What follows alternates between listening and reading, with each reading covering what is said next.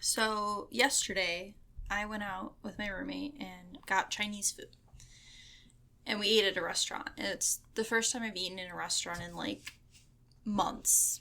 We're vaccinated. We feel good. Let's go get Chinese food. And we were waiting in our car, and I like saw someone running up to get takeout, and I was like, "Oh, like, that looks like someone I recognize." So when we went in, we were like, just said hi to them, and they were like, "Use the authentic Chinese menu here. Like, it's really, really good." And we were like, "Oh, okay, cool." So we got it, and we were like, "We gotta go for it, go big or go home." So we had pork intestine. It was pretty good. I liked it. But that got me thinking that I'm very food adventurous. I will try weird things. And I feel like I've eaten some weird stuff in my life. Or just things that were not culturally, like, included in our diet as children, Like, I've had, chicken feet. I've had ox kidney. I've had, like, weird meats and things that are not part of a good old European Midwestern food upbringing. Yeah. I mean, I would say out of the two of us, I'm definitely less adventurous. Definitely. That'll go in the bloopers. I'm definitely less adventurous when it comes to food. But I will say that for the most part, I am willing to try something. Yeah. Because I'm, like, always of the mindset, like, you don't know you're going to dislike something until you've actually tried it. Exactly. I had in the past, like, year, for the first time, I had cow tongue in a taco, which, that was pretty good. Yeah. I wasn't mad about it. There are certain people I know who... Because some people are very limited what they can eat because of, like, allergies, right, or because, like, gluten, restraints. or, like, because there's certain things their body can't process. Exactly. And that's different, but there's people I know that don't really have any of that and just, like, stick to the same, like, 5 foods. Yeah. Which, I call it, like, the kids' diet. It's one of my biggest pet peeves in people. Mm-hmm. I have a lot of friends who are lactose intolerant. I know people who have celiacs. They can't eat gluten. Can't eat, like, our mom doesn't eat spicy food just because of, like, acid reflux reasons. And I don't have any problems with that. The problem I have is people who refuse to try something. Like, if you try something and you hate it, that's fine. Yeah. You can certainly hate it, and I've done that. I've had that before. I've eaten something just to try it, and I'm like, okay, great. I never have to eat this again. But it's like people who are like, that sounds horrible. That sounds disgusting. I refuse to try it. I'm just like, but how do you know? Yeah. How do you know if you're not willing to eat it? I mean, you never know. Exactly. I appreciate when I'm around people who, like, want to try different things because I feel like it pushes me. Mm-hmm. Because if someone else is like, oh yeah, we should try like this. And I'm like, oh, I never would have thought to try that. We do that with work. Like, I work weekends, and so once in a while we'll order from, like, a random restaurant that I've never had, like, the kind of food before, and we'll just get, like, 3 or 4 dishes and kind of share. Yeah. And that way, if you don't like something, you still have other backup dishes you're gonna like. But yeah, I just think, like, I would love to even be more adventurous with food. Same. I think sometimes it's hard, depending where you live, to find foods of different cultures and cuisines. Yes. Yeah. I think sometimes you're kind of pigeonholed in, like, if you live in a specific area where there's maybe not a lot of variety. Right. That's why I kind of love going to, like, bigger cities, because you get kind of, like, that infusion of, like, multiple cultures, and you get kind of those restaurants that you normally wouldn't get maybe where your, like, hometown is and stuff like that. Yes, I'm really excited because I'm going to be traveling soon, and I am going to a sushi conveyor belt restaurant, and I'm so excited because I've never been to one, and it always looked like the coolest thing in the world. I'm thrilled. Because sushi, I think, is something I wasn't introduced to until I was a teenager. Mm-hmm. The first time I had sushi was actually on a bus ride to the amusement park Cedar Point.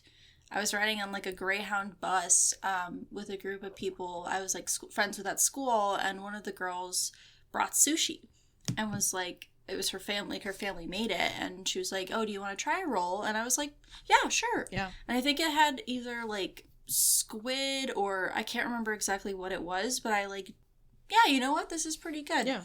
I like it. And slowly but surely, we got the family into sushi. And now, like, everyone loves sushi. They want sushi. Like, my mom requested sushi for her birthday this year, which I love. I'm like, that was not something we ever grew up eating. No. a lot of, like, Thai food. There Yeah. are certain foods I didn't really get a lot of exposure to until I was older. It's so weird to think about, like, how just depending on what kind of foods you eat kind of shape your, like, palate. Mm-hmm. Which I think is really interesting. Yeah. It's definitely interesting because when I was a kid, I know I was, like, pretty, like, not, I guess maybe not picky, because we ate, like, seafood and stuff as kids. I was gonna say, I didn't know a single person I was friends with in school who actively ate seafood and liked seafood. Like, we ate fish quite a bit. We had, like, crab legs. Right, and lobster, we went to Maine oysters. when we were, like, in elementary school. And we had, like, calamari and, like, all this different stuff. Oysters, and mussels. Yeah. And so I think we were adventurous in that way. I was pretty particular about, like, when I went to restaurants, I felt like I usually ordered, like, the kids, like, chicken tenders, stuff like that. To me, one of my favorite things is, like, when you experience a new flavor for the first time. Oh, yeah. And just, like, how it, like, almost opens a new part of your palate. Umami. Yeah, it's umami. Yeah. It's just such, like, an interesting thing, and it's, like, a really cool experience. And that's why, maybe one of my favorite things is, like, when you're like, oh, wow, this is, like, not something I can say I've tasted before. Yeah. But, like, it's really pleasing. Mm-hmm. And even if it's not, like, the best thing ever, I'm like, it's something new. Right. It's just, like, interesting to try new things. I feel like that was also a big part of, like, our vacations was, like, food. Yeah. Like, that was part of the trip, was going out and going to a nice restaurant or trying different types of foods. At least within the United States, got exposed to a lot of different types of foods because we would travel a lot of different places to visit family and stuff like that. And I think, like, both of our parents encouraged us to try new things. Yeah. And they were always like, if you don't enjoy it, that's fine. But at least, like, try it, because you never know. Because we did a lot when we go on vacations. We'd order, like, multiple things so that people could try stuff. And, like, you know, my parents were probably trying new things, too, for the first time. I almost, like, feel a little bit, like, not, like, sad, but, like, for people who just don't want to go outside their comfort zone in food. It just... Like, I know someone who had never had pita bread before. And, like, was not interested in trying, like, pita bread. It's definitely, like, a petty deal breaker for relationships for me. I don't think I could date someone who wouldn't be willing to eat different types of foods. Yeah. And it's, like, I understand people have certain foods they just don't like. Yeah, I mean, we all do. We all do, yeah. And that's, you know, and that's not a problem, but it's, like... If you're not willing to try. If you're not willing to try different things, then it's not going to work. Yeah, for sure. You say, nope. Dump them on. You say, hell no. You say, hell no, and you dump them. Yeah.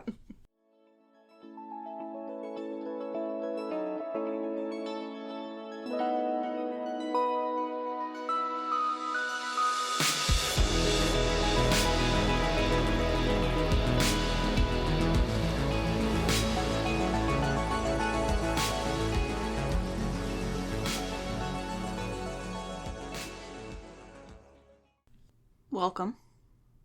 This is Research, Rank, Repeat. This is co-host Hannah. And this is co-host Alyssa. And we are... Poppin' with excitement. Yes. About this episode. Exactly. That's exactly where I wanted to go. I'm very excited. This is an episode I've been looking forward to for a while. Like, this has been in the works for, like, 2 months. We've been had to do a lot of prep work. We added an extra element to it. We did kind of like our first, like...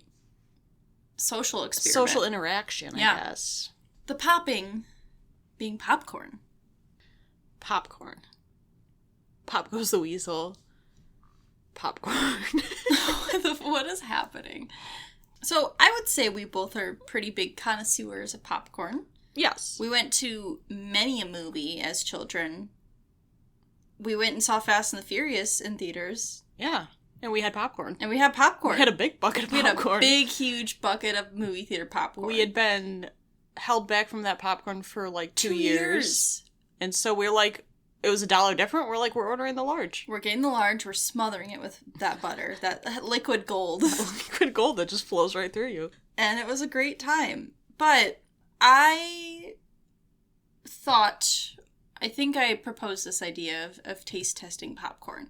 Yeah, because you sort of had a interaction that happened multiple interactions that happen. There was two facets that led to this. One, we like taste testing things. We love the taste testing episodes. If you can tell by the fact that this is now our third one and we're still in February. Yeah, we've done a lot. We've done 3 in like 2 months.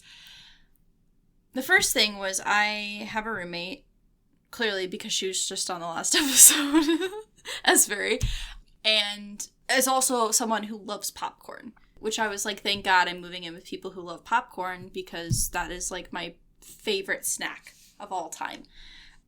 And she, being someone from Mexico, loves putting hot sauce on popcorn. And this was new for me.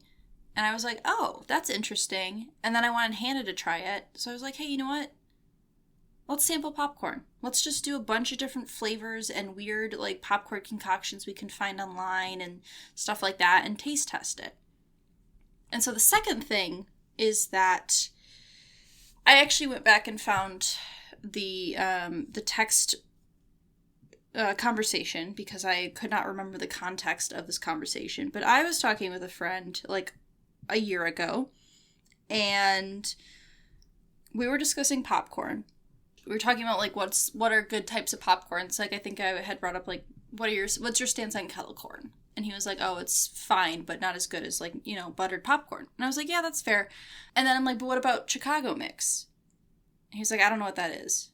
And I explained, I'm like, it is a mix of cheddar cheese popcorn with caramel. And he said, quote, oh, what the fuck, ew, gross, that's foul. And then that went into a tirade where I'm like, no, this is amazing. It's the best popcorn ever. I then went to my coworker, asked the same question. I'm like, have you ever had Chicago mix? They were like, no. And I'm like, explained it. And they were like, no, that sounds pretty bad. And I was like, what is happening? So keeping that in mind about us wanting to do a popcorn episode, I was like, what if we bought a bunch of Chicago mix popcorn and sent it to people and made them complete a survey on said popcorn? Because I hate being wrong and I'm petty and I wanted people to taste things and experience it. And if they hated it then they could tell me it's gross and I will accept it. But I will not accept slander on Garrett's Chicago mix popcorn without eating it. We were willing to spend money just to prove our point. Yes, and we did spend money. Yes. We will get to more specific results in a little bit on that. I just feel like popcorn's always been something just is constantly in the house. Constantly. We never don't have, like, there's never been a time where I can't remember where we just didn't have popcorn in the house. Always. There's always a box. Like, when we lived in East Lansing with Tara, our God. guest. We had so much popcorn. We had a summer where we ate popcorn every single night. We would, like, melt butter and pour it on top. Like, in a little bit of an absurd amount of butter. I love butter on popcorn. And we'd sprinkle it with that garlic salt. Oh, it's so good. And we just watch Pretty Little Liars and hate ourselves and eat popcorn. And CSI Miami, yeah. And just eat popcorn all day, every day. Documentaries. Yeah. Yeah. In the dorms, I ate popcorn because we had microwaves. You could make microwave popcorn. It's been a huge snack staple. It's arguably my favorite snack. Yeah. Of all time. And this is one of the most excited I've been to do a food ranking. Yes. Because I find it hard to believe that I wouldn't enjoy almost every kind of popcorn that we try. I would agree too. Yeah. So with that in mind, I'm going to get into some background. Okay. Title this Popcorn Facts. Nice. This is also, again, from Wikipedia, the most trusted source on the web. Of course. Okay. So popcorn is a variety of a corn kernel that expands and puffs up when it is heated. I have a little science. Oh. I'm doing my own little science minute. It's definitely not going to be a minute. That's fine. So basically how popcorn works is a popcorn's kernel hull, H-U-L-L, Brett Hull. Popcorn kernel's hull contains the seeds, shell, hold on. That's I kind of set myself up for that. The popcorn kernel's hull contains the seeds, shell, endosperm, which has 14 to 20% moisture. Moisture. I hate that word. Me too. Moist. I hated it when the Wordle word was moist. Yeah. So that turns to steam as the kernel is heated. The pressure from the steam builds up until the hull ruptures, and that allows the kernel to expand to 20 to 50 times its original volume. Yeah. And then you get popcorn. So a little bit of the history. Corn was domesticated about 10,000 years ago in what is now Mexico. Okay. But there is fossil evidence from Peru that suggests corn was popped as early as 4,700 BC. Oh, wow. The term popped corn first appeared in John Russell's. This is bad already. This is normally you. I know. I haven't done a background in a while. You've just been doing a lot of them. Okay. The term popped corn first appeared in John Russell Bartlett's 1848 Dictionary of Americanisms. Okay. So before that, it was not referred to as popcorn. It was another name. It was a main ingredient in Cracker Jack. Oh, yes. And in early years, that was actually popped all by hand. Buy me some peanuts and Cracker Jack, Hannah. I don't care if I ever go back. Because we're going to root for popcorn. Yes. Okay. So popcorn's accessibility increased dramatically in the 1890s when Charles Cretor invented the popcorn maker. Oh. Which is essentially I guess, like, nowadays it's more of like a silver, like what if you go to a movie theater, what they make it in and they turn it out. And we also discussed, I don't know if you mentioned this, when we did the movie theater candy, we discussed the rise of popcorn led to less candy sales in, like, the 40s. Yeah, I do have something about that. You do? Oh, yes. Excellent. So this Charles Cretor, he had created a number of steam-powered machines for roasting nuts. And then they used that same technology to apply to corn kernels. Okay. And that led to a lot more, like, because they'd have the street cars, like street popcorn cars, where they could just go out in the streets with these machines. So then we go to the Great Depression. Ah, yes. Great times. Oh, a great time all around. Popcorn was fairly inexpensive. It was about 5 to 10 cents a bag. And the popcorn business actually thrived while a lot of other businesses fell apart, basically. It did become a source of income for a lot of struggling farmers, including the Redenbacher family. Ah, good old Orville. We will get back to Orville in a minute. Okay. And like Alyssa said, big reason why popcorn sales went up was because of candy couldn't be produced because sugar and everything like that, it was too expensive to produce. Right. Okay, so popcorn started to become popular at movie theaters. But many theater owners, like, didn't like it. They thought it would distract from films. They didn't want it in their theaters. Yeah, people snuck it in. Yeah. And then there was a theater that decided to try it out. They're like, sure, we'll put a machine in there. Their popcorn sales began to become more profitable than theater ticket sales. So every other theater was like, well, I want to make money, so we'll start putting popcorn machines in. Makes perfect sense. Took off. So in 1970, Orville Redenbacher was launched. Which, if you're not familiar, it's, like, one of the biggest producers of, like, popcorn, at least, like, microwave popcorn. Yeah. In the U.S., at least. Oh, for sure. Yeah. Okay. So in 1981, General Mills received the first patent for a microwave popcorn bag. Oh, General Mills. Yeah, before that, you had to do, like, in the kernels, or they had, like, the Jiffy Pop, where you could do it, like, on a stove. Right. So when the microwave popcorn bag came out, it, like, nearly quadrupled its sales. I mean, that makes perfect sense. Because people, like, were like, oh, it's very convenient. All you have to do is stick in the microwave for, like, a minute or two and it's done. Nowadays, most corn that is used for popcorn is grown separately. Yeah. Because it's solely for that purpose. Most of that production is grown in Nebraska, Indiana, and Texas. This is kind of, like, jumping a little bit back. This is more just, like, a fun fact because I found it very fun and very disturbing. In the 1800s, popcorn was consumed as breakfast cereal. Oh. People would pour popcorn into a bowl and then add milk and a sweetener and just eat it. Okay. But soggy. Yes. But what? But it'd be so gross. It gets very soggy when it's... Milk? Yes. Why aren't we trying this? We should have. We could. We could. Oh. I think we kind of have to. I think we have to now. I mean, we got milk. We got the oat milk. We got skim milk. Okay, we can use skim milk. And we got sugar. We got a little sugar in there. We're going to try it. I wish I wouldn't have wrote down that fact, but we're committed. Okay, it's added to the list now. Oh, God. So another kind of fun fact is, it's not as common anymore, but people used to thread popcorn onto a string. I did know and this. use it as a Christmas tree decoration. Yep. It was very popular in, like, Northern America, they said. Not really popular in other parts of the world. I don't know anyone who does that anymore. But I've definitely seen it in, like, movies and media, yeah. So the global popcorn market was valued at $9 million in 2016, and it's projected to reach 15 million by 2023. So it's Wow. very quickly rising. Yeah. Which, I mean, do they account for COVID? Well, Because I have to imagine that it's probably... I was going to say, I have to imagine that a lot of popcorn sales are due to movie theaters and... But also, too, if you think about it, a lot of people have been home, so maybe the home sales have gone That's true. up. Maybe microwave sales have gone up Because to compensate. a lot more people are watching movies at home nowadays. So there might be... It might be equaling out. That's true. But then you also think about, like, all the amusement parks and things being closed and have popcorn. I don't know. I wonder. I'm not sure. I didn't check that. And then another kind of gross fact, Americans eat about 13 billion quarts of popcorn a year. Yeah. Gotta love that. Sounds about right. And I personally consume copious amounts. Several quarts of popcorn. Yeah. I think the thing I like about popcorn is it's like, you can eat so much of it and not feel full because it's just like airy. It's not super filling.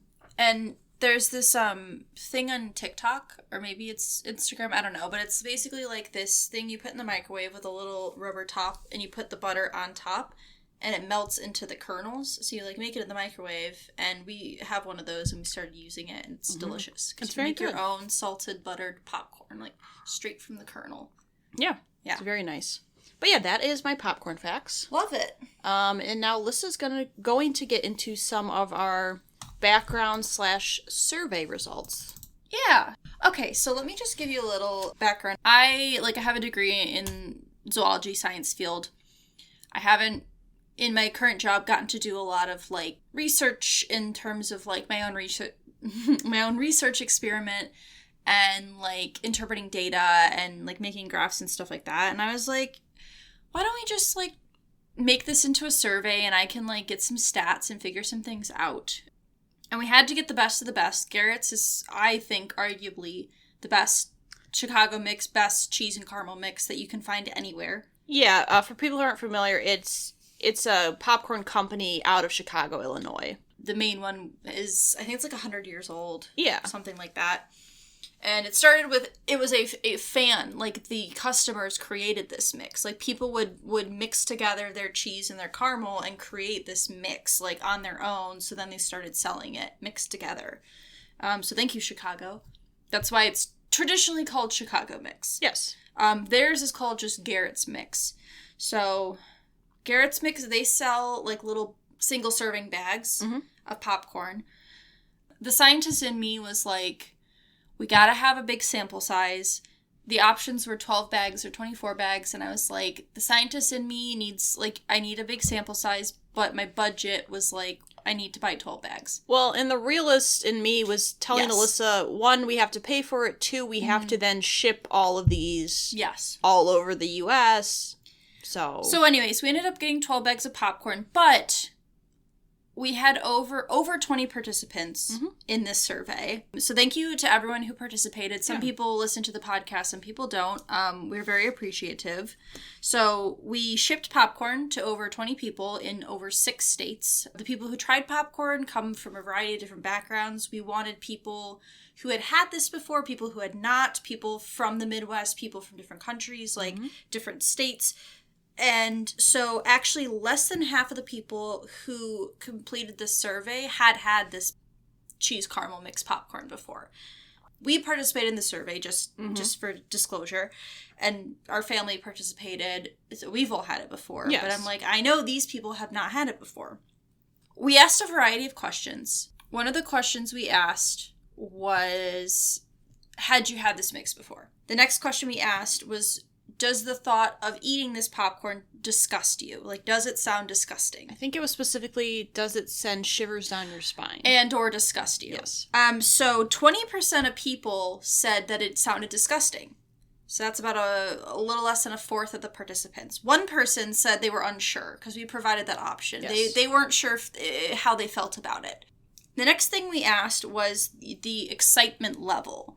So the average excitement level across all participants was 8.15, which is fairly high. The lowest score we had was a 3 out of 10, the highest score being a 10 out of 10. So that was our range, was between 3 and 10 on the excitement factor.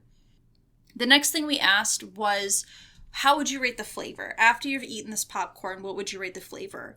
The average flavor rating was an 8.65, which is higher than the excitement rating. And for that, our lowest score was a 6. A few people rated it a 6, and so it's essentially our range was 6 through 10, which honestly, totally happy with that. A 6 is passing. It's above average. It's above average. And I will take that. Everyone who completed our survey, we asked them, would you eat this again? And every single person said yes, except for one person. You know who you are. I'll just say that. Yeah, one person said they would not have it again. Oh, I think that was my phone. Oh, okay. It's fine. I heard something. It can stay down there. And then the last question we asked them was, what is your favorite type of popcorn? We provided, I think, eight choices. I did some statistics. I created some graphs, and I just wanted to share. I think we're going to post them on our social media if you actually want to physically look at the charts. I did some brainstorming, and I'm like, what correlations would be interesting to look at? So the first thing I did is I just wanted to get a grasp of what people consider to be their favorite type of popcorn. So we have 8 options that were provided with our survey that you could pick, and people could also choose more than one option. Mm-hmm. Some people only chose one, some people chose multiple. At our most, one person chose 5 as their favorite popcorn. So they like a variety. They like a variety. I respect that. This person also was maybe under the influence of some drugs that make you crave things. Legal drugs. Legal drugs. Yes. In our state. Yeah. Yes. In our state, In our state, yes. So the most popular selection was by far movie theater popcorn. 31.7% of people listed that as their favorite type of popcorn. So the next 2 are pretty close together. Cheese, separately, just cheese, 19.5%. And then Chicago mix, 17.1%. So, interestingly, a fifth-ish, a little less than a fifth of people like cheese and Chicago mix, which is cheese and caramel. What gets interesting is then that caramel by itself is only 4.9%. So there's a 15% difference between people who like solely cheese and people who like solely caramel. So it seems to me that people who necessarily don't like Chicago mix, it seems like the caramel is more the issue than the cheese. And we actually asked people to provide comments if they wanted to, and that was a common complaint, was people saying that they didn't necessarily like the caramel. So the next tied is chocolate coated, kettle corn, and then hot sauce coated.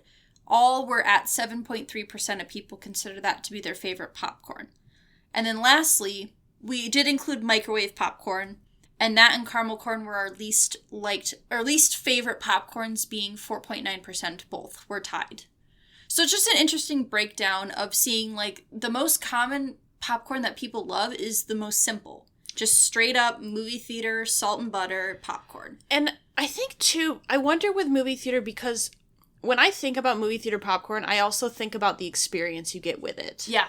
With these other popcorns, I'm thinking, for the majority, not a lot of them invoke, an experience. Kettle corn. Okay, kettle corn, sure. Yeah. That would be the exception for me. But, the movie theater is, because I think of how great the movie theater popcorn is, even though it's widely expensive, is also because you're getting to, go see a movie with it. Right, exactly. So I just thought that was, an interesting breakdown to look at. I was just curious.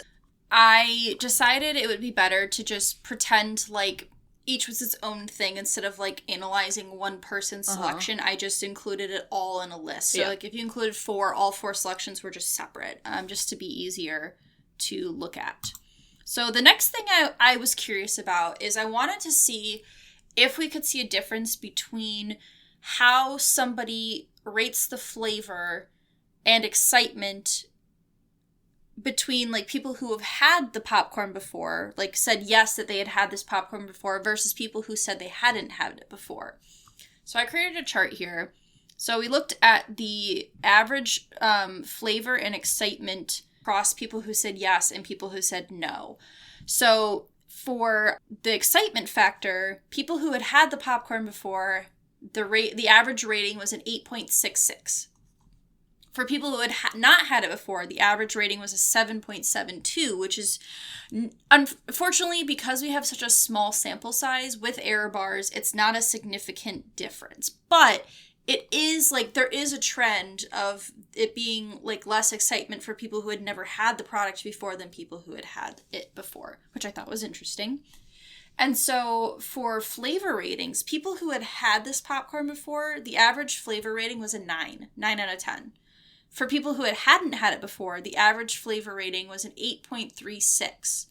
So the average flavor ratings are closer for people who had it before than the excitement factor, which I also thought was an interesting trend to see. That, like, both of these rates, our average ratings are lower for people who hadn't had it before, but it was a lot closer for the flavor rating than it was for excitement, which it's not significant. Again, yeah. And then the last thing I looked at, I really wanted to make, like, this scatter plot-esque graph, but I, like, am so rusty at doing data that I, like, gave up, and I'm like, it's fine, I'll do this instead. Okay, so this graph is titled The Average Rating of Chicago Mix for Favorite Types of Popcorn. So looking at these favorite types of popcorn, I was curious, and I was like, so if I look at everyone who is picked, like, let's say, for instance, movie theater popcorn.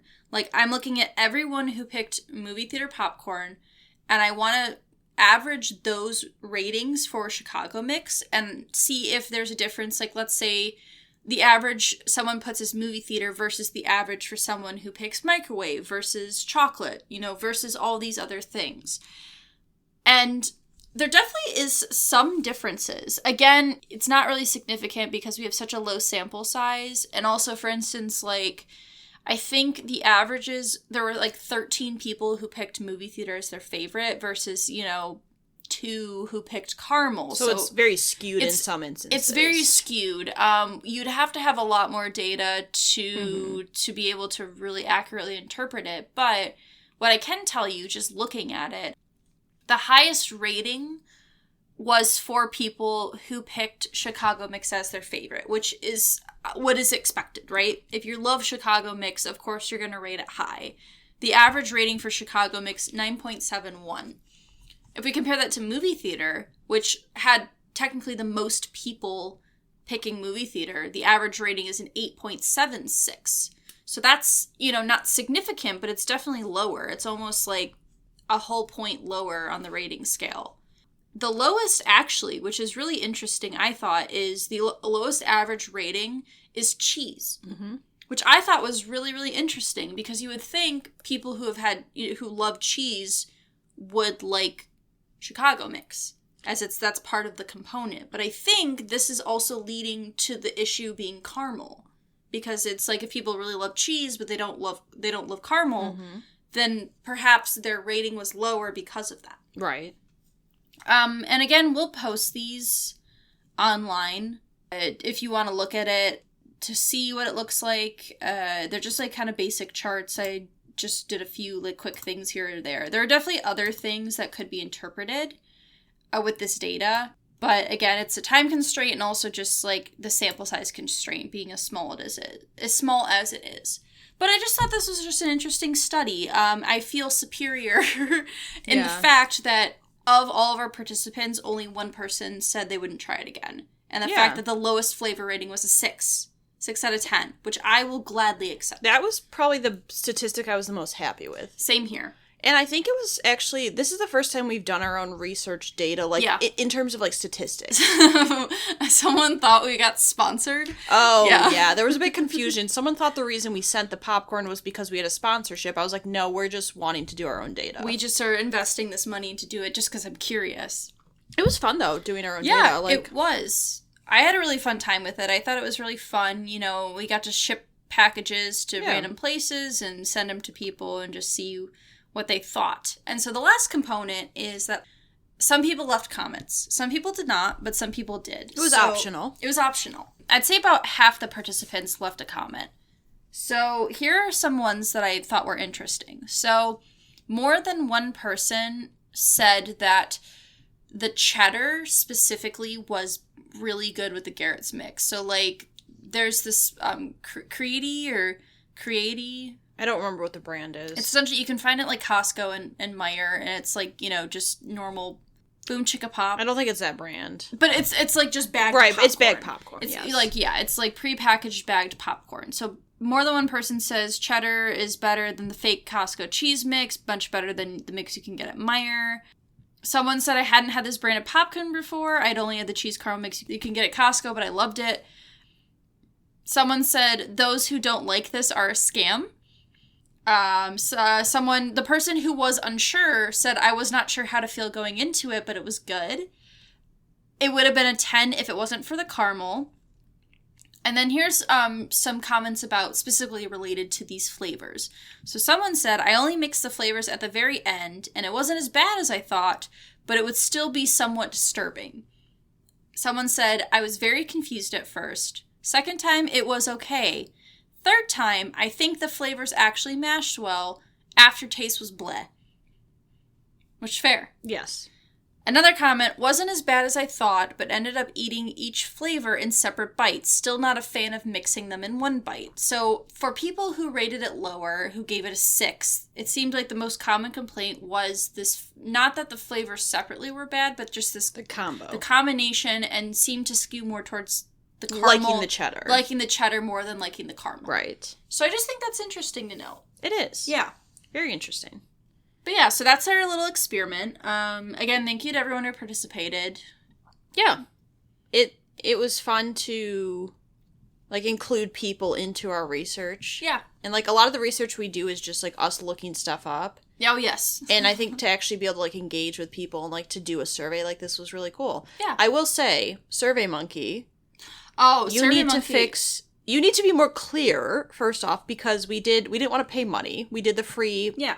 You can do free SurveyMonkey. Yes. Surveys. We were not told that if you go over 10, you won't be able to see people's data results. Unless you pay for it, and you cannot. And then we were like, okay, well, how much is it to pay per month? I was going to use my student and get a student discount. Hannah's currently in school, so you get a student discount. You cannot pay for just a month. It was like $120. You have to buy a year subscription to this service. Yeah. It's like, what are you talking about? So we ended up having to create 3 different surveys just to be able to get all the results. Just to get all the results. And then we had to send people the surveys, Yeah. and it was just like this whole ordeal, so... We'll never get a sponsorship from SurveyMonkey, but it's okay. No, we don't want one, frankly. You can keep your sponsorship. We'll gladly take a Garrett sponsorship. Oh, for sure. Shout out to Garrett's Popcorn. If you're ever in Chicago, they do have other popcorn options. Yeah. If Chicago Mix is not your favorite. But try it. But also... It's delicious. You can get free samples if you just ask them to try it. You can get free try samples. The Chicago Mix. Try it. Just that cheddar, Hannah? Yeah. That cheddar. Cheddar's so good. So, just to be upfront, for our actual popcorn ranking, we do not have Garrett's Chicago Mix with us here today. We do have a different brand's version of Chicago Mix, which we'll be using as a slight reference, but we will be ranking Garrett's Chicago Mix popcorn. We did try it in the last month or two. Yes, we tried it when we completed the survey. So I will run through really quickly all the flavors we're going to be trying. Okay, sounds great. The list has expanded during this podcast. It's expanded by 1. It's actually quite a lengthy list now. It is. So obviously the Chicago Mix would be the first one. We have a kettle corn. We have a dill pickle flavored popcorn. There is a sour candy flavored. There's a chocolate peanut butter flavored. I found a hot Cheetos flavored popcorn. Flaming Hot Cheetos. Flaming Hot Cheetos flavored. We're going to do the popcorn in the milk. Yes. Which is horrifying. Which I'm terrified for. And then we kind of have a few variations. We will be trying regular microwave popcorn. Just basic. Just plain. Plain it is, popcorn. I think, butter flavored. Yeah, but just normal microwave popcorn. And then we have a couple variations. We will be doing the microwave popcorn with Valentina hot sauce. Yes. I was told it specifically needed to be Valentina. Yes. I was told by a coworker to try microwave popcorn with a little bit of melted butter and Old Bay seasoning. So we're going to do that. And we've read on the back of apple cider vinegar bottles to sprinkle it on popcorn. And I technically have tried this, but I think I poured too much on because it got really soggy. So we will be doing that. We're going to be doing that as well. I think that's all the kinds. I think so. If we missed any, I'll just throw it in. We'll throw it in, and we've got our trusty whiteboards with us again, which I just realized we literally We did a tasting episode last week, didn't we? No, Ice Age. Oh, Ice Age, you're right. Okay. Good old Ice Age. Yeah, Can't forget about that. Oh, God. How could I? But yeah, so we are going to get to the tasting. All right, let's do it. I'm just going to leave it running and I'll just... Yeah, we're going to take a brief intermission. We got to actually pop the popcorn. We wanted it to be fresh when we started. Yes. So we're going to do that.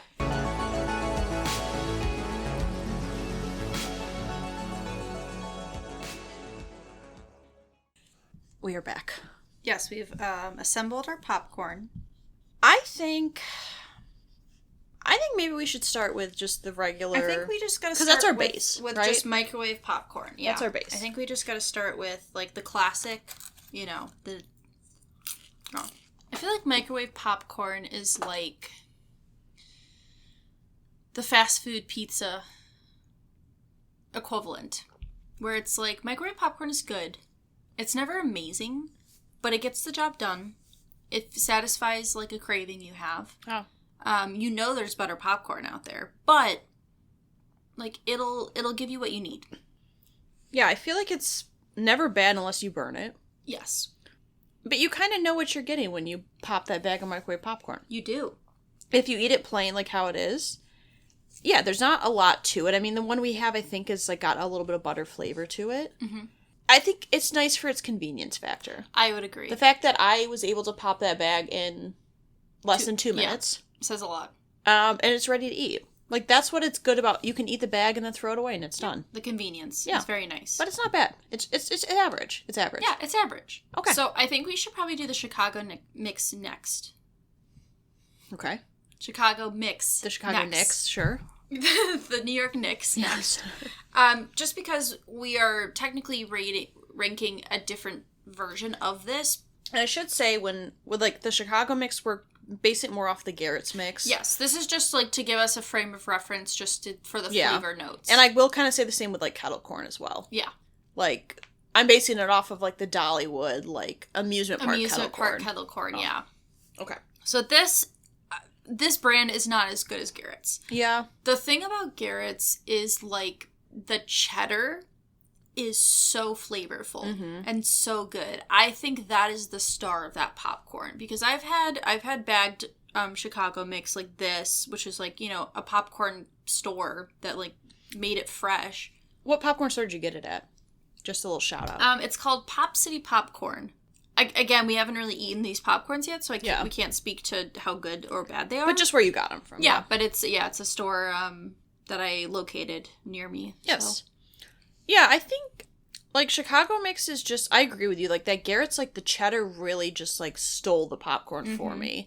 The thing I like about Chicago mix is, like, you wouldn't think caramel and cheese would be a good combination.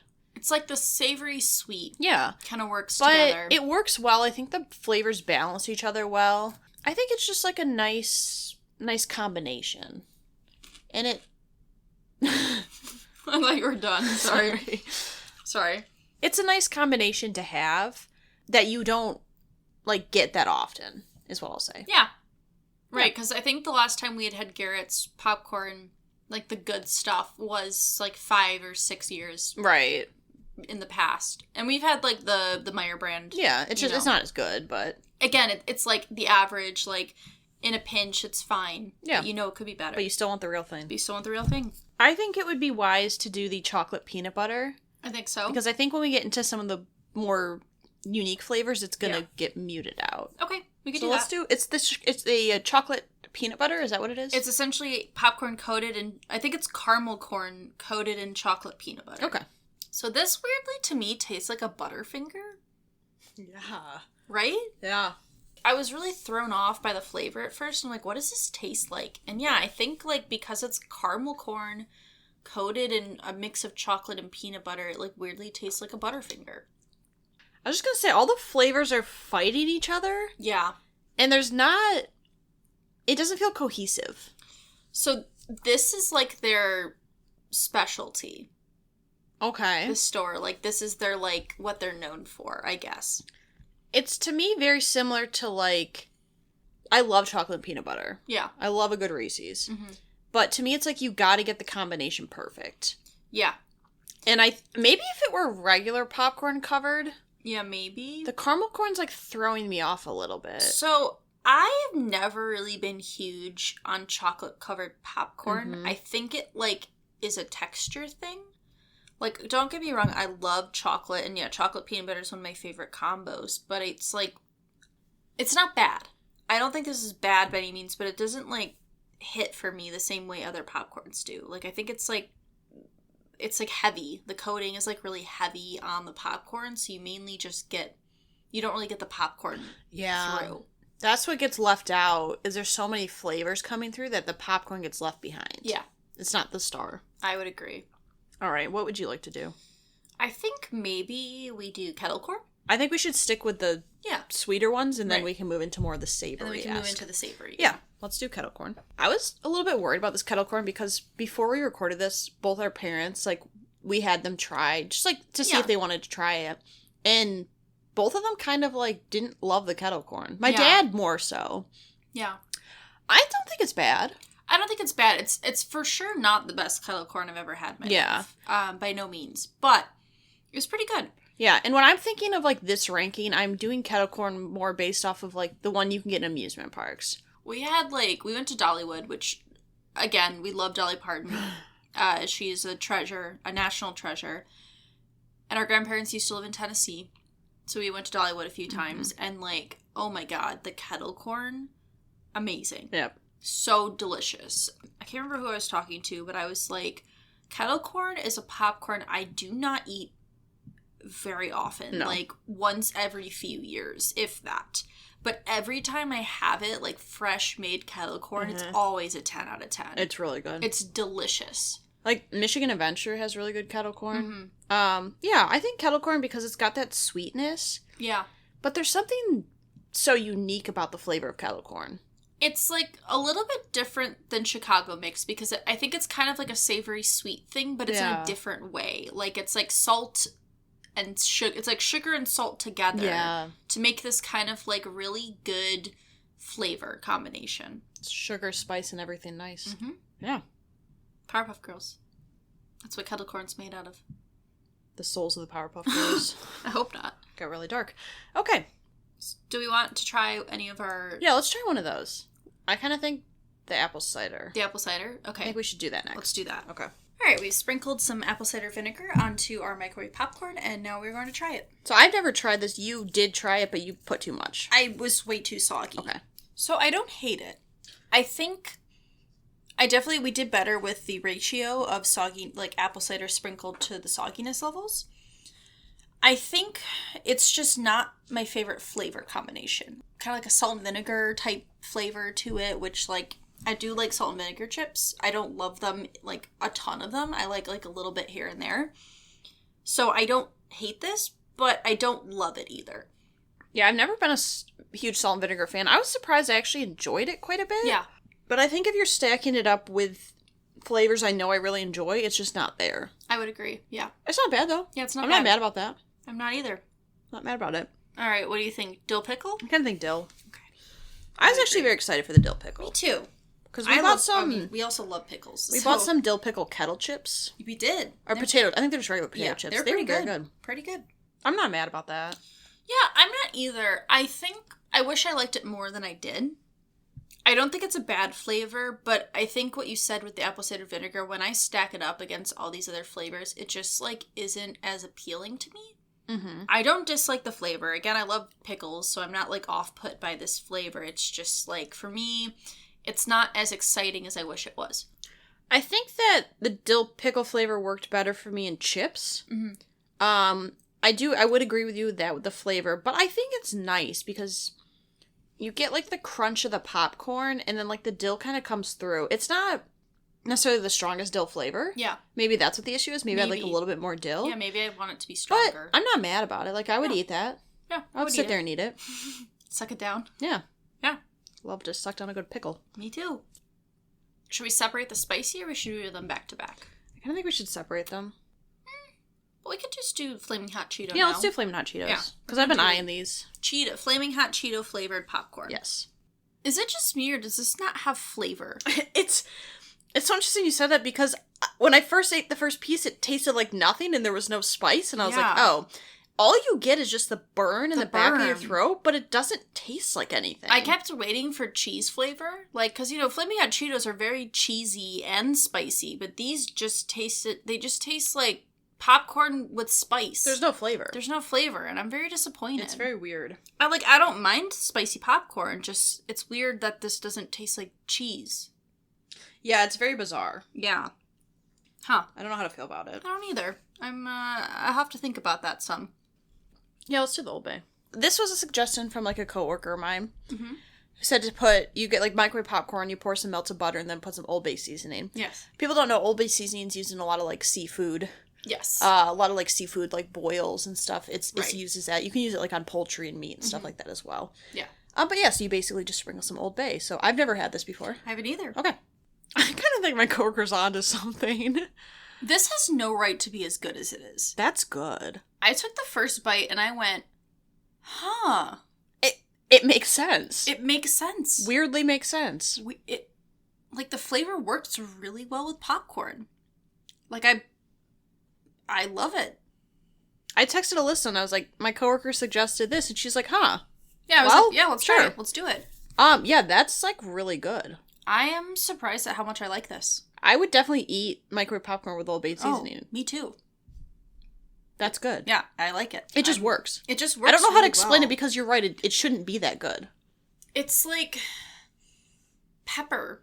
Okay, so our options are hot sauce, sour candy, and then milk. The sour and the milk need to be separated. Mm-hmm. I think we should do the sour, Sour first. then do the hot sauce, then the hot sauce, then end with the milk. And then I can... And then we can cleanse our I palate. have some microwave popcorn to cleanse the palate. Yeah, let's do that. So this sour candy, would you like to explain? Because there's a couple different flavors. Sure. So, I saw this at the store. It's sour candy mix. So it is sour lemon, cherry, green apple, and blue raspberry candy corn. So... Candy corn. Yeah, candy corn. So do we try it all at once, or do we try them? I think we should try it separately. Okay. So what is this? This is blue. That's blue raspberry. Which I do love a Maybe good we blue could try raspberry. them all together once we've tried them Yes. separately. I don't hate it, but it's weird. A lot just happened A in my lot, mouth. I know. It's like crunchy. It didn't taste like And then, anything at the beginning, yeah. and then it came through. I will say I like because it's not super strong. It's not super strong. It's not really sour though. Yeah. I don't taste sour. All right, lemon. Hannah said no. I don't like and that. shook her hand. I'm not a huge fan of lemon flavored candy. It's fine. Not my favorite, but Reminds me of old people. this is cherry. That's my favorite so far. It's like a maraschino cherry. Yeah, that would be my favorite so far. I agree. I like that one. And this is what, lime? Green apple. Oh. They kind of nailed the sour apple flavor. That tastes like those caramel apple Like the suckers sour you get caramel around apple Halloween. suckers. I Okay. think we should try them all together. I think we should too. So one of each. Why do they taste better mixed together? It actually tastes a lot better mixed together. It tastes really good mixed together. The flavors are all kind of combined really well. Yeah. There's a little bit of sour coming through, but it's Yeah. not like a warhead. I do think this would make me feel sick if I ate a ton of it. Oh, for sure. It's very, It's very sugary. sugary. Mm-hmm. I agree. It does taste better together, though. But it's not I'm not bad. mad. I'm not mad about it. I just wouldn't pick it. I wouldn't pick this, and I wouldn't eat a lot of it. Yes. But it's not bad, yeah. I enjoy it. Didn't our dad ranked this as his favorite, right? Yes. No, he ranked the hot Cheetos. Oh, the Flaming Hot Cheetos, and then But this he did like this one. Yeah. Alright, so we are going to do the hot sauce, Yeah. specifically Valentina hot sauce. Yeah. This is really popular in Mexico, specifically Valentina. Yes. But I was told by Asbury that you can use whatever hot sauce you want, and certainly people do, but for the authentic, best experience, we needed to have Valentina. Yes. So we complied. So I brought Valentina home with me. Yes. All right. So I want to hear your thoughts first, because you have not had this before. Mm-hmm. I very rarely have hot sauce. Mm-hmm. Mostly because I get horrible acid reflux Yeah, so and my life is a mess. I was going to say you're not a big hot sauce person. I very much enjoyed that. Oh, nice. It's very nice. Like, it's not overly hot. Yeah, Like, it's not a super spicy hot sauce. No, it's subtle, but it adds like a nice flavor to it. Mm-hmm. It's almost like a smoky kind of burnt flavor, which I really like. It's almost like a barbecue-y flavor. It is kind of like barbecue, yeah. I really like that. Mm-hmm. That's very nice. I was gonna say, yeah, we sometimes when we make popcorn, the hot sauce will come out and we put some on there. Not every time, but sometimes, and I've never disliked it. I think it's good. It's a good pairing. It's very good. Yeah. So we set ourselves up. We are going to try popcorn in milk with a little bit of sugar. I'm just gonna write popcorn cereal. Do we want to do skim milk or oat milk? I think we should just do skim milk. I think skim milk. Because they didn't have oat milk in the 1890s. I mean, technically they didn't have skim milk either. But that's the closest thing. It's the closest thing. Yes. Straight from the cow teat. Straight from the teat. Yeah. Just the way I like it. Mm-hmm. If only I hadn't written this fact down, we would not have been doing this. You brought this on us, Hannah. So we should say this is buttered popcorn. We have movie theater microwave popcorn that we've added some sugar to. A spoonful of sugar makes the medicine go down, Hannah. We're about to add some skim milk. How much do I add? I don't know. Some? Okay. Hit me up with some skim milk quick. And we're going in. I didn't necessarily have a problem with the taste. It was the fact that it was getting very soggy very quickly. I'm going to be completely honest. I didn't necessarily dislike this. I gagged a little bit because of the texture. It wasn't the taste. I can understand why people would eat popcorn cereal.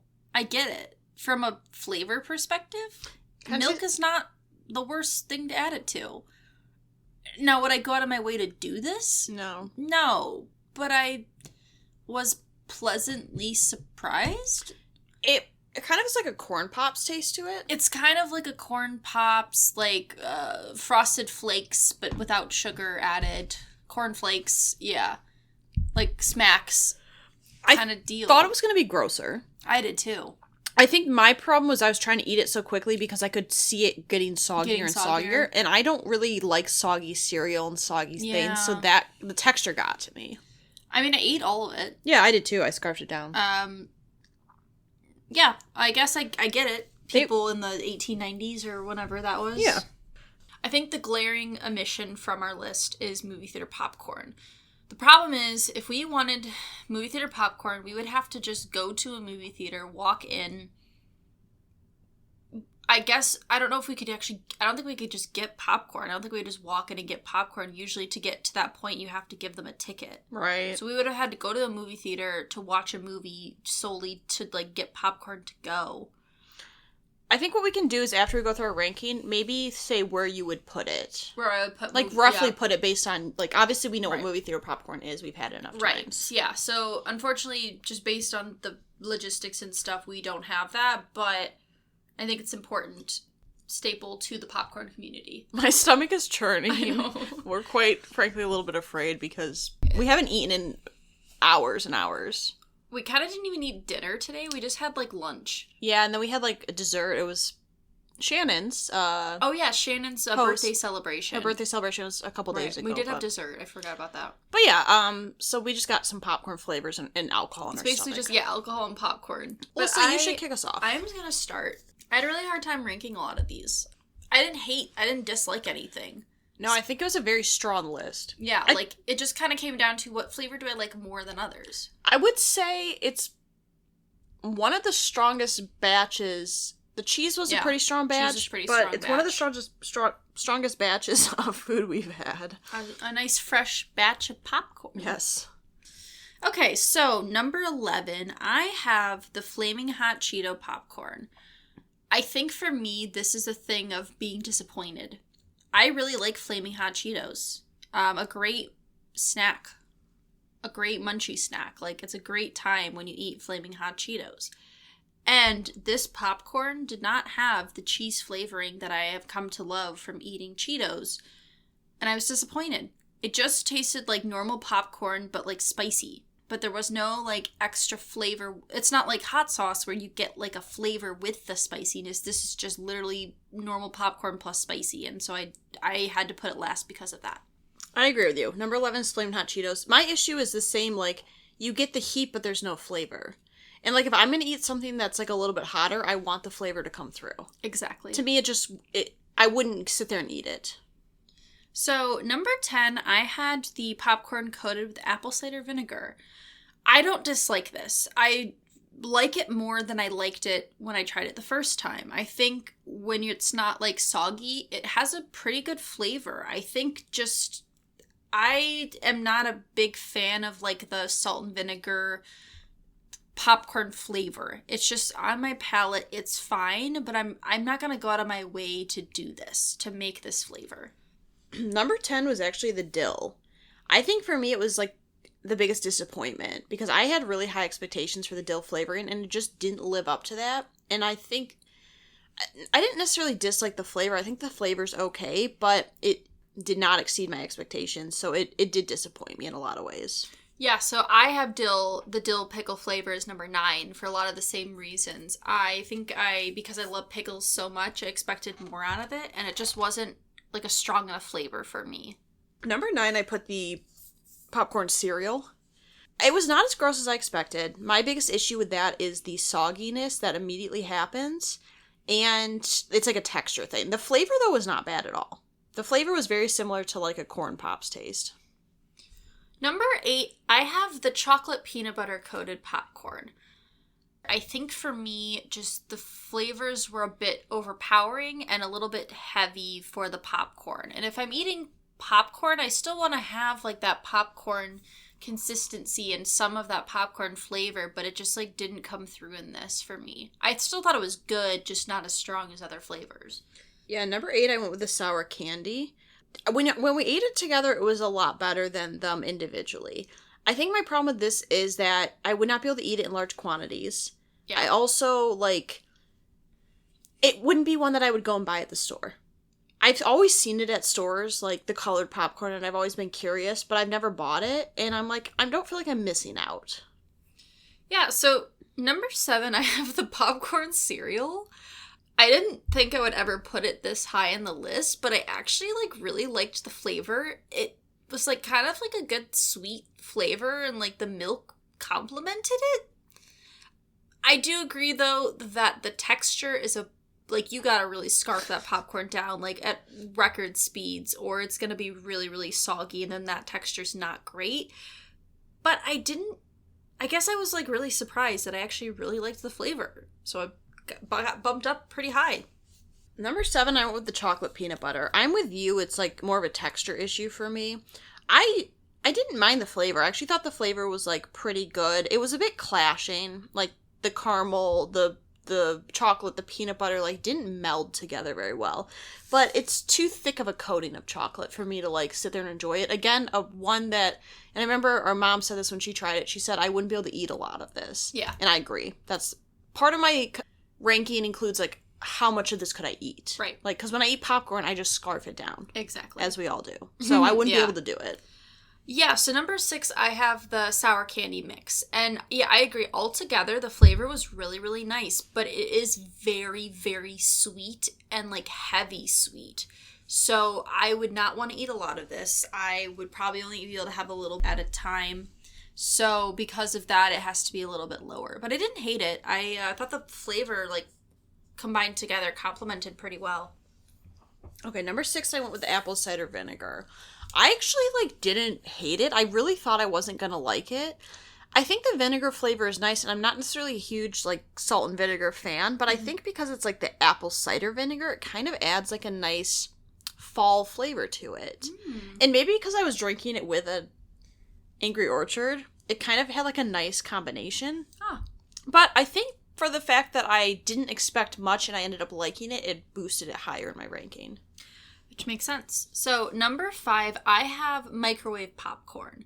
This is a staple. It's a classic. It's a simple combination, just butter flavor and salt. And like that is it's a classic.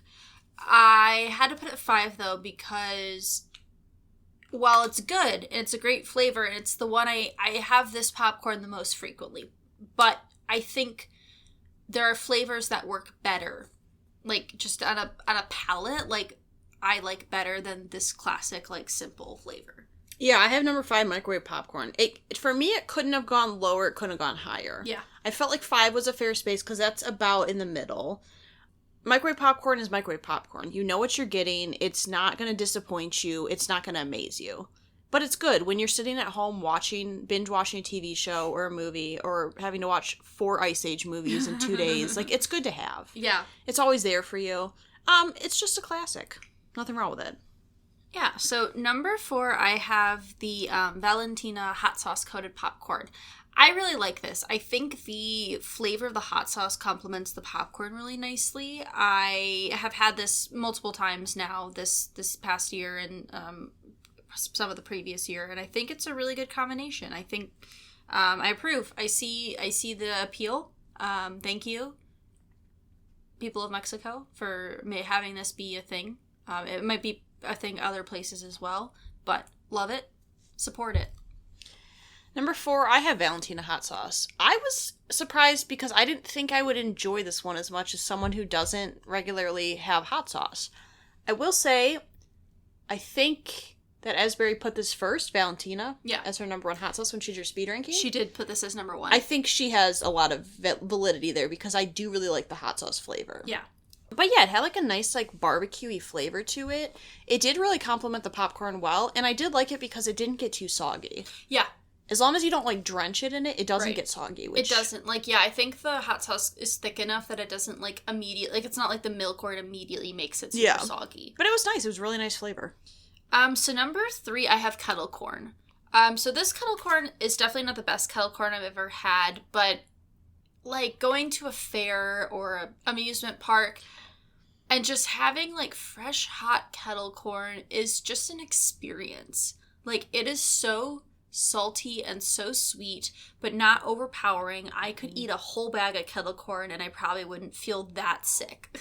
Like, I probably wouldn't feel good, but, you know, but I'm not going to be dying of a headache because of the sweetness. It's just like a subtle sweetness. It's a really good flavor. And although I don't think I would ever eat kettle corn with, like, frequency, really, really good kettle corn is, like, incredibly good. Like, amazingly good. So for that, it had to be number 3, just because it's, like, the frequency in which I eat it is very, very low. Yeah. I put kettle corn as number 3 as well. I think this is one, like you mentioned, where I tie kettle corn into experiences I've had. And usually it's, like, at amusement parks or events. And I agree with you. Like, kettle corn, you can eat a good amount and not feel ill. There's something so nice about the sweet, savory mix that kettle corn has with the salt and the sugar. And when kettle corn is, like, at its peak, like... it's probably the popcorn that I would pick the most, but also I couldn't eat it all the time. Yeah. So, number 2, I have Old Bay butter seasoning. I was so surprised by how much this flavor worked for me. And I mean, I love seafood, and I've had Old Bay seasoning before, and it's fine. I'm not like, oh my god, Old Bay seasoning is my favorite seasoning ever, but... this worked so well together. Thank you, Hannah's coworker, whoever you are.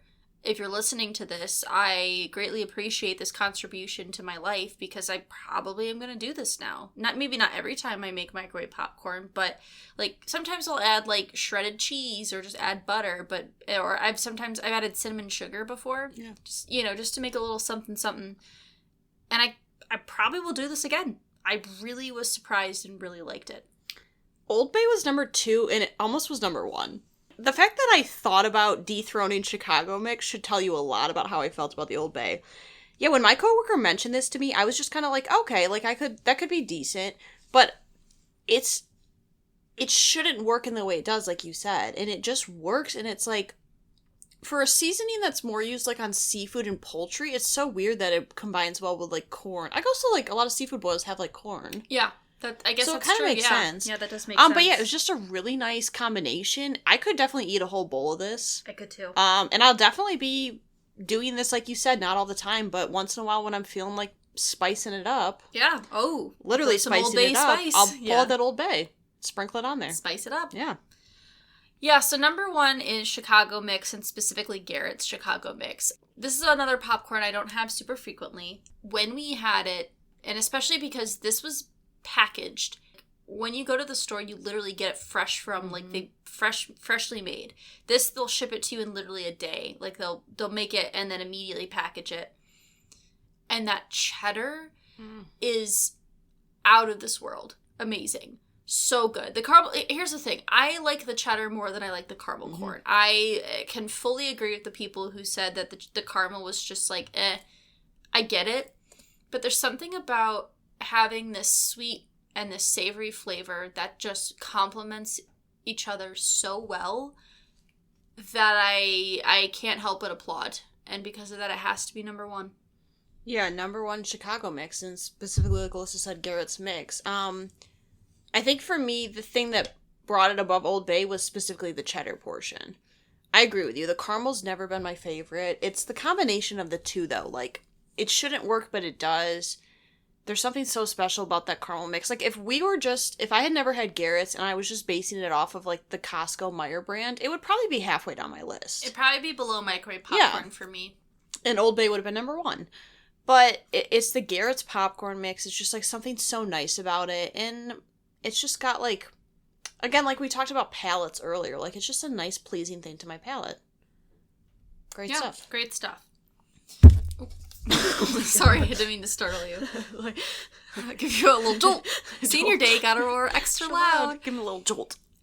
So I'm just gonna run through my ranking again. So number 11, I have the Flaming Hot Cheeto popcorn, then apple cider vinegar, then the dill pickle flavored, the chocolate peanut butter, 1890s popcorn cereal, sour candy mix, number 5, microwave popcorn, Valentina hot sauce, kettle corn, Old Bay butter seasoning, and then number 1, Garrett's Chicago mix.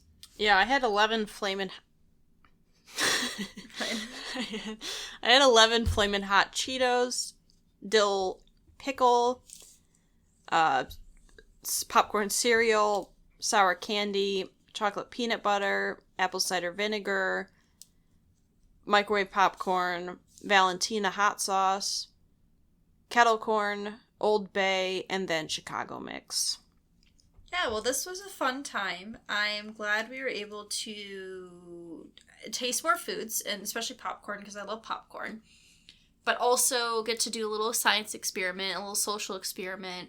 This is definitely the most money we've ever spent on an episode of a podcast. Right?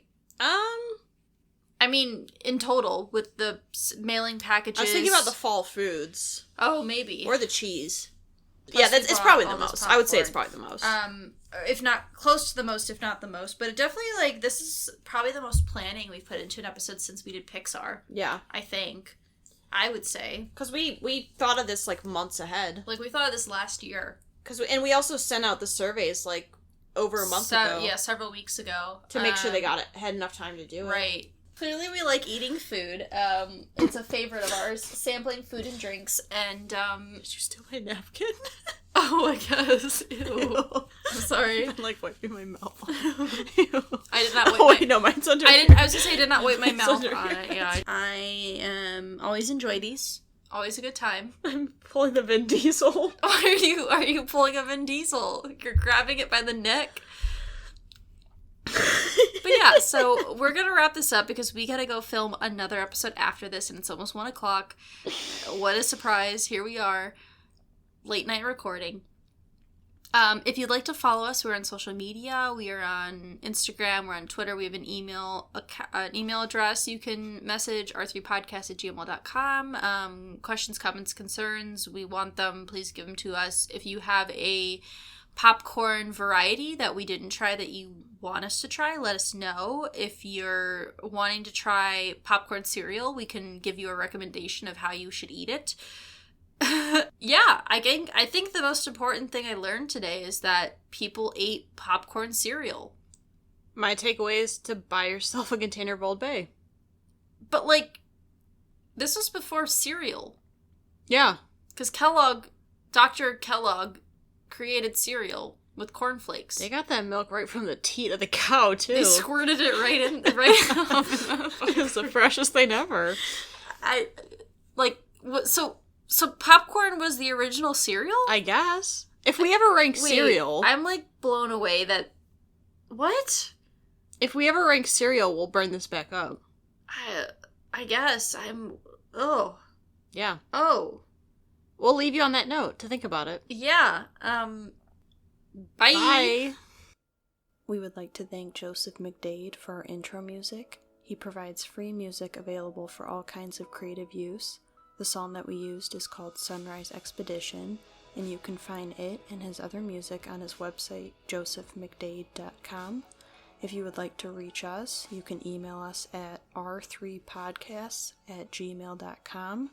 That's R, the number 3, podcasts@gmail.com. Or you can find us on Instagram by searching Research Rank Repeat.